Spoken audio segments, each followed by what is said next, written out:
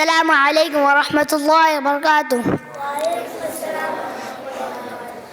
آج میں آپ کے سامنے تحریک ریشمی رومال کے بارے میں چند باتیں عرض کرنا چاہتا ہوں۔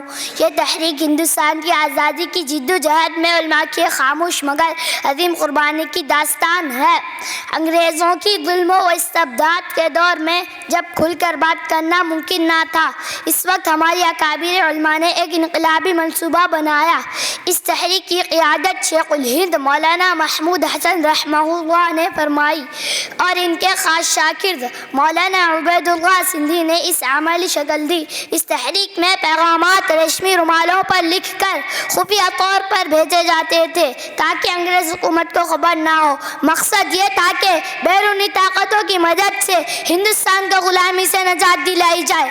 اگرچہ یہ تحریک اپنے ظاہری مقصد میں کامیاب نہ ہو سکا، مگر اس نے یہ ثابت کر دیا کہ علماء صرف مسجدوں و مدرسوں تک محدود نہیں بلکہ دین کے ساتھ ساتھ وطن کی آزادی کے لیے بھی ہر قربانیاں دینے کو تیار ہے۔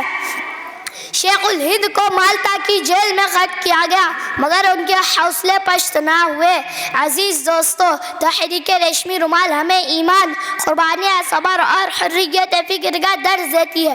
ہمیں چاہیے کہ ہم ان اکابر کے نقش قدم پر چلتے ہوئے علم، عمل اور اخلاق کے ذریعے قوم و ملت کی خدمت کریں۔ اللہ تعالیٰ ہمیں اپنے اسلاف کی قربانیاں کو یاد رکھنے اور ان کے مشن کو آگے بڑھانے کی توفیق عطا فرمائے۔ آمین۔ وما علینا الا البلاغ۔